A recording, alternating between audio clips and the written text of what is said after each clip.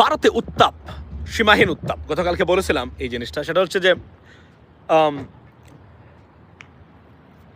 যে যে SEO summit বা সাংহাই কর্পোরেশন অ্যাসোসিয়েশন যে সামিটটা, সেটা আগামী বছর পাকিস্তানে অনুষ্ঠিত হবে। এটা নিয়ে চলছে সীমাহীন এক ধরনের টেনশন ইন ইন্ডিয়া, অর্থাৎ ভারতের সীমাহীন উত্তেজনা ছড়িয়ে পড়েছে। ইন দ্য মিন টাইম যুক্তরাষ্ট্রকে পাকিস্তানে একটা পোর্ট দেওয়া হয়েছে, সেটা নিয়েও আলোচনা চলছে এই মুহূর্তে। এটা যদিও Pakistan denies this allegation, but এই আলোচনার মধ্যে এখন সবচেয়ে বড় যে সমস্যা দেখা দিয়েছে সেটা হলো যে এই এসিও সামিট যদি ভারতে হয়, অর্থাৎ অর্থাৎ পাকিস্তানে হয়, ভারতের চিরশত্রু চীন। এবং আপনি কল্পনা করতে পারেন যে পাকিস্তানিরা এই মুহূর্তে কতটা এগিয়ে আছে আপনার ইন টার্মস অফ আপনার ডিপ্লোম্যাটিক, যেটাকে আমরা বলি যে ম্যানেজমেন্ট। ফর এক্সাম্পল, আমি why do I say that, because দেখেন যুক্তরাষ্ট্রের কে ম্যানেজ করে এদিকে আমেরিকাকে সাথে রেখে আবার এই ধরনের চীন ভিত্তিক মানে সীমাহীন কাজকর্ম করা, this is not an easy job, ladies and gentleman. Don't think this is like it's nothing, right? So, sorry, 2026, yes, 26. I do apologize, it's my bad. So, আপনি চিন্তা করেন যে পাকিস্তানিরা এই গভর্নমেন্ট কতটা মানে তাদের এটা একটা নজিরবিহীন ঘটনা। আমরা আগেই বলছি যে আমরা শাহবাজ শরীফ এরা কিন্তু ঘুরে ফিরে এক ধরনের আমাদের যে পলিটিক্যাল এস্টাবলিশমেন্ট আছে তাদের মতোই দুর্নীতিগ্রস্ত। কিন্তু হঠাৎ পাকিস্তানের কি হলো, মানে দু একজন মানুষ আছে সীমাহীন পিছনে তাদের পাকিস্তানের, undoubtedly I can tell you that, ladies and gentleman, যারা এই ধরনের কাজ মানে অর্থাৎ কীভাবে তারা আমেরিকাকে ম্যানেজ করে, তাদের পজিশন কিন্তু মানে রেয়ার পজিশন হচ্ছে পাকিস্তানের আমেরিকান গভর্নমেন্টের কাছে। তারা এই পজিশনটা রেখে তারা কিভাবে মানে যুক্তরাষ্ট্রকে ম্যানেজ করে আবার পাকিস্তানকেও তারা মানে আপনার চীনকেও তারা হাতে রেখেছে। অর্থাৎ এই যে balance diplomacy, it just unbelievable. আমি তো সারপ্রাইজ মানে আপনার এটা দেখে এই কিসের এই পাকিস্তানের এই ব্যালেন্সিং ডিপ্লোমেসি দেখে। ট্রাস্ট মি, এটা আমি আপনাদেরকে বলতে বাধ্য হলাম এই মুহূর্তে যে আমরা যে দেখতেছি বর্তমানে এটা একটা নজিরবিহীন ঘটনা। ভারতে এটা নিয়ে তোলপাড় চলছে যে এখন এটা তো যদি যুক্তরাষ্ট্র পাকিস্তানকে কোনোভাবে ভেটো না দেয় তাহলে এইটা আর কোনোভাবে ফিরতেছে না। এবং I can tell you or I can make sure, sorry assure you that এটা নিশ্চয়ই তারা যুক্তরাষ্ট্র বা আমেরিকার সাথে আলোচনা করেই করেছে।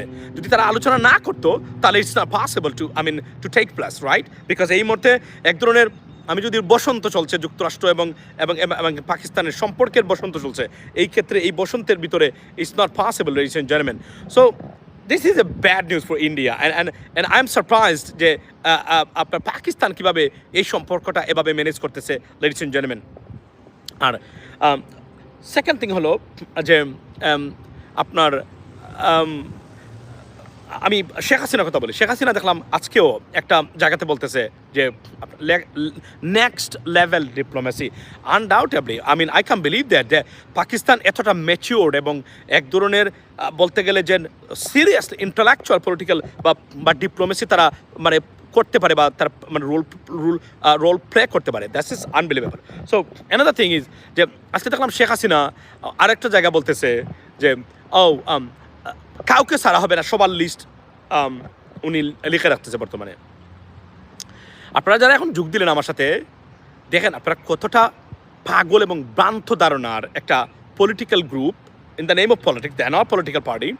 এটা এক ধরনের সন্ত্রাসী কিছু মানুষ মিলে একটা গ্রুপ করেছে বর্তমানে, তার নাম হচ্ছে Awami League. I am sorry to say that. মানে এখন বলে কি সবার নাম নাকি লিখে রাখতেছে, সবার নাম তারা কাউকে ছাড়া হবে না।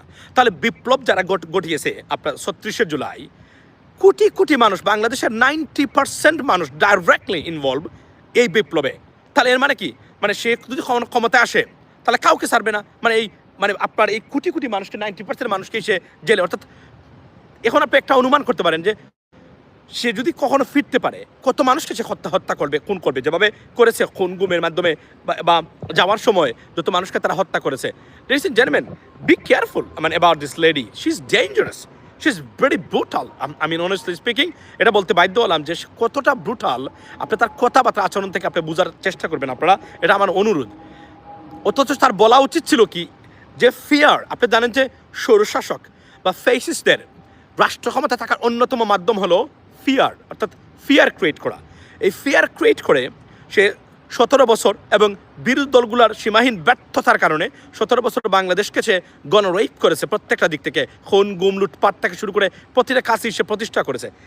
এখনও তার মাঝে কোনো ধরনের মানে আমি যদি বলি যে রিমোর্স নাই, কোনো বোধগম্যতা নাই, কোনো কিছুই নাই, মানে এখনও সে সেই ফিয়ার্স বর্তমানে সে মানে চলছে। অর্থাৎ এখানে সরকারের কিছু মানুষ অথবা ভয় পাচ্ছেন, কিন্তু যেখানে তাদের রাজনীতি নাই, তাদের অফিসটা পর্যন্ত বর্তমানে গণ টয়লেট বা গণ শৌচাগার হিসাবে ব্যবহার হচ্ছে, সেই জায়গাতে বলে কাউকে ছাড়া হবে না। যে কল্পনা করেন আপনি মানে কতটা ভ্রান্ত ধারণার চেহারা দেখাতে কোন আচ্ছা চেহারা মানে এখন প্রশ্ন উঠতেছে শেখ হাসিনার চেহারা দেখতে চান অনেকেই, মানে শেখ হাসিনার চেহারা এই মুহূর্তে কেমন আছে আপনারা কল্পনা করে নিন। একজন খুনি মানুষ, হত্যাকারী, গণহত্যাকারীর চেহারাটা কেমন হতে পারে, একটা একটা আপনারা একটা আইডিয়া মানে এখান থেকে বের করে নেন যে তার চেহারাটা কেমন হতে পারে, যেখানে সে গণহত্যার দায়ে অভিযুক্ত। বিশ্বাস করেন মানে এটা আল্লাহর তরফ থেকে আসে, তার মানে চেহারাটা কেমন হবে এটা আপনারা বুঝে নেন। তা আমার প্রশ্ন হলো যারা আছেন তারা দেখেন, আমরা চাই রাজনীতি থেকে, এবং আপনারা please join with me two condemn and protest it that আমরা আমাদের রাজনীতিতে এটা চাই না। এদের স্লোগানটা এই ধরনের স্লোগান যারা দিতে চায় রাজনীতিতে, আমরা এদেরকে প্রত্যাখ্যান করি চিরতরে। এরা যেন ইলিমিনেট হয়ে যায় রাজনীতি থেকে। কীভাবে? যারা সারাদিন বলে দেখে নিব, ছিঁড়ে নিব, করে নিব, মানে ফেলে নিব, মেরে ফেলবো, এই ধরনের সন্ত্রাসী মানে রেটরিক বা মানে ভাষা যে মানে রাজনৈতিক দলের হয় বা রাজনীতিবিদের হয়, এদেরকে না বলুন। এটাই ছিল আমার এই মুহূর্তে আপনাদের কাছে এই সময়ে। I don't have a time to B honestly speaking, because আমি জিমে আসছি, কারণ আমাকে কমপ্লিট করতে হবে, সময়ও নাই, যাইতে হবে আমাকে একটা জায়গাতে। তো এটা আমি আমার বলার মানে জন্য আমি মূলত দুইটা খবর, এটা ধরেন হেডলাইনটা দিলাম, আলোচনা অন্য সময় হবে ইনশাল্লাহ। সে পর্যন্ত ভালো থাকবেন। আসসালামু আলাইকুম।